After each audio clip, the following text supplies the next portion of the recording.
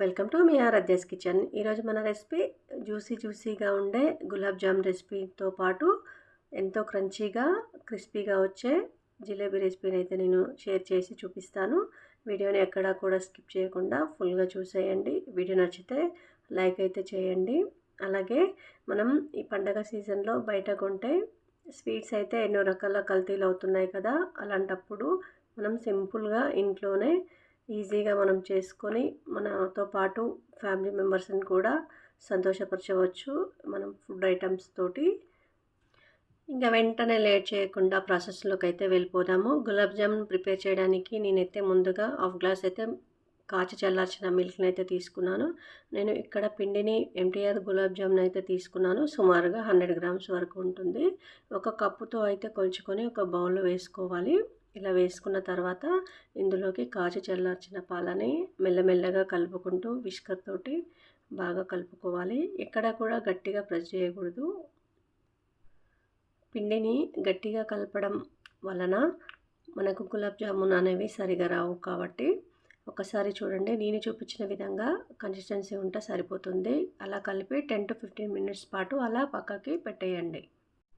ఇప్పుడు చక్కెర పాకు ప్రిపేర్ చేసుకోవడానికి నేను ఒక కప్పు పిండిని అయితే తీసుకున్నాం కదా, అందుకోసం 2 కప్పుల షుగర్ని అయితే యాడ్ చేసుకొని 2 కప్పులను అయితే వాటర్ యాడ్ చేసుకోవాలి. గులాబ్ జామున్కి జ్యూసీగా ఉంటేనే బాగుంటుంది కదా. ఇప్పుడు స్టవ్ ఆన్ చేసుకొని చక్కెర మొత్తం కరిగించుకోవాలి. మనకు చక్కెర అనేది బాగా పాకం రావాల్సిన అవసరం లేదు, లైట్గా తీగ పాకం వస్తే సరిపోతుంది. ఇందులోకి మనం ఇలాచీ పౌడర్ మెత్తగా మిక్సీ చేసుకున్న వాటిని అయితే యాడ్ చేసుకొని మనం గులాబ్ జామున్ ఆయిల్లో వేయించేలోపు చక్కెర పాకు అనేది కంప్లీట్గా చల్లారకూడదు. కొంచెం గోరువెచ్చగా ఉన్నప్పుడు వేసుకోవాలి.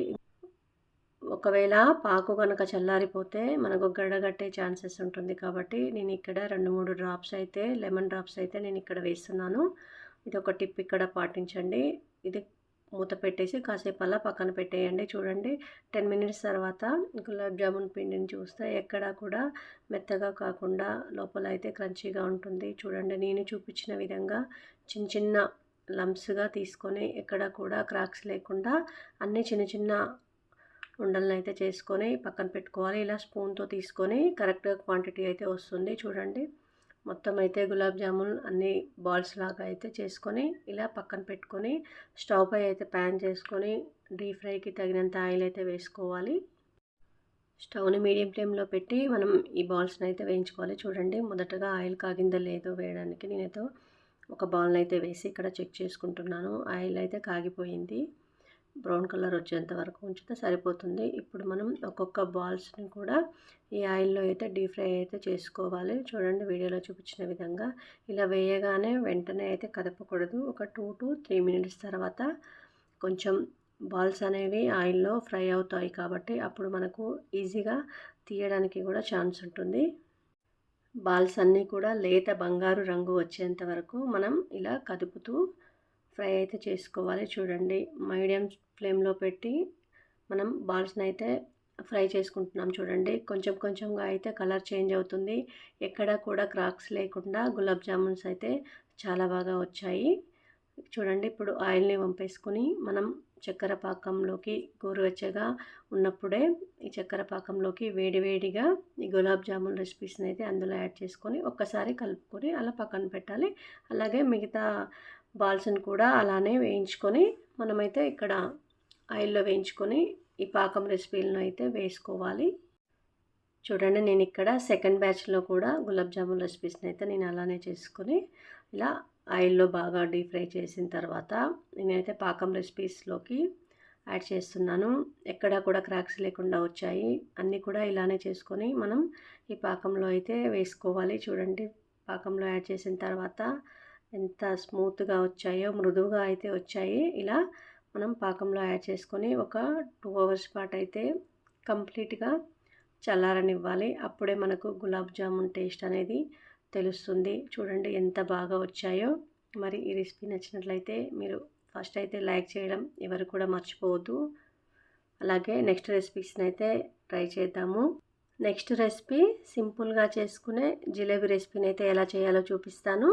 ఇది కూడా సింపుల్గానే చేసుకోవచ్చు, ఒక అరగంటలో అయిపోతుంది. ఇప్పుడు దీన్ని ప్రిపేర్ చేయడానికి నేను ఒక కప్ అంతా మైదా పిండిని తీసుకొని అందులోకి 2-3 స్పూన్ల వరకు పెరుగుని బాగా చిలకరించుకొని యాడ్ చేసుకోవాలి. అలాగే 1 టేబుల్ స్పూన్ అంతా నెయ్యిని కూడా యాడ్ చేసుకొని, అలాగే చిటికెడంతా ఫుడ్ కలర్ని కూడా యాడ్ చేస్తున్నాను. నేను ఇక్కడ ఆరెంజ్ ఫుడ్ కలర్ని అయితే యాడ్ చేశాను.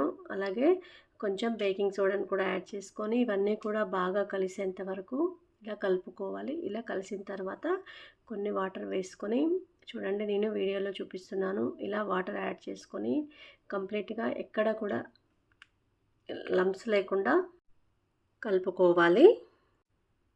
చూడండి ఇక్కడ పిండినైతే ఎక్కడ కూడా లంప్స్ లేకుండా బాగా వాటర్ పోసుకొని కొంచెం లూజ్ కన్సిస్టెన్సీలోనే కలుపుకుంటే సరిపోతుంది. ఇప్పుడు నేను ఇక్కడ చక్కెర పాకు ప్రిపేర్ చేసుకోవడానికి 1 కప్పు మైదా పిండికి 1½ కప్పు వరకు ఇక్కడ షుగర్ని అయితే యాడ్ చేసుకొని, 3/4 కప్పు వరకు ఇక్కడ నేను వాటర్ని యాడ్ చేసుకొని చక్కెర పూర్తిగా కరిగేంత వరకు కరిగించుకోవాలి. మనం ఇంతకుముందు చూపించుకున్నట్టుగా గులాబ్ జామున్ పాకంకి లైట్గా పాకం వస్తే మనకి ఇక్కడ జిలేబీకి కొంచెం తీగ పాకం అయితే రావాలి. చూడండి చక్కెర కరుగుతుంది, కొంచెం చక్కెర పాకం అయితే చిక్కదనం వస్తుంది. నేను వీడియోలో చూపిస్తున్నాను, చక్కెర పాకం అయితే కొంచెం వచ్చింది.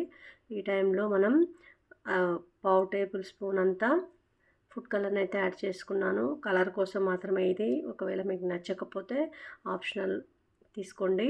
చూడండి ఇలా ఫుడ్ కలర్ని యాడ్ చేసిన తర్వాత 1/2 టేబుల్ స్పూన్ అంతా ఇలాచీ పౌడర్ని కూడా నేను ఇక్కడ యాడ్ చేస్తున్నాను. ఇప్పుడు స్టవ్ ఆఫ్ చేసుకొని ఒక్కసారి బాగా కలుపుకొని స్టవ్ ఆఫ్ చేసుకోవాలి. ఇలా స్టవ్ ఆఫ్ చేసుకొని మనం ఈ పాకం రెసిపీని అయితే కాసేపు పక్కన పెట్టుకుందాము, కంప్లీట్గా చల్లారిపోకుండా. ఇప్పుడు జిలేబీలను అయితే ఎలా చేయాలో చూసేద్దాము.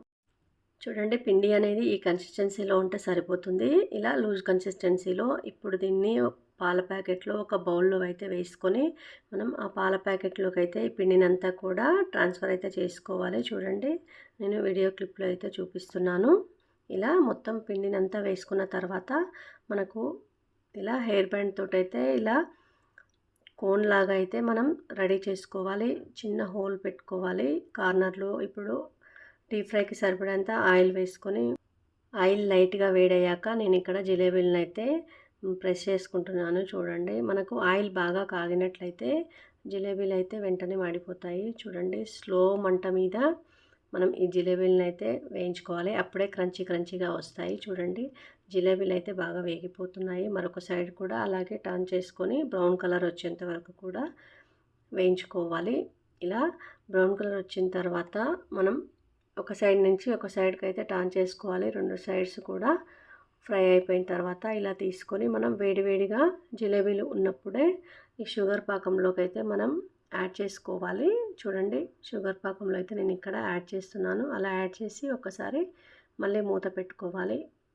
షుగర్ పాకం అంతా కూడా పట్టేంత వరకు వీటిని కాసేపు అలా వదిలేయాలి. నెక్స్ట్ బ్యాచ్ వేసి అవి కూడా వేగేంత వరకు వీటిని కాసేపు, నెక్స్ట్ బ్యాచ్ జిలేబీ కూడా ఆయిల్లో వేయించుకునేంత వరకు వీటిని చక్కెర పాకంలో ఉండనిచ్చి అప్పుడు తీసి మళ్ళీ సెకండ్ బ్యాచ్ కూడా పాకంలోకి అయితే యాడ్ చేసుకోవాలి. మరి ఈ వీడియోస్ నచ్చినట్లయితే లైక్ చేయండి, అలాగే కామెంట్ చేయండి. మీరు కూడా ఈ రెసిపీస్ని అయితే ట్రై చేసి ఎలా వచ్చాయో కామెంట్ మాత్రం తప్పకుండా చేయండి. అందరూ షేర్ చేసుకోండి. మరిన్ని వీడియోస్ కోసం మీ ఆరాధ్యస్ కిచెన్ ఛానల్ అయితే సబ్స్క్రైబ్ చేసుకోండి. ఇంకా మన ఛానల్లో మరిన్ని వీడియోస్ అయితే ఉన్నాయి, ఒకసారి అవి కూడా ట్రై చేసి ఆ రెసిపీస్ని అయితే ట్రై చేయండి. మీ ఫ్రెండ్స్కి, మీ రిలేటివ్స్కి మన లింక్ని అయితే షేర్ చేయండి. Thank you for watching.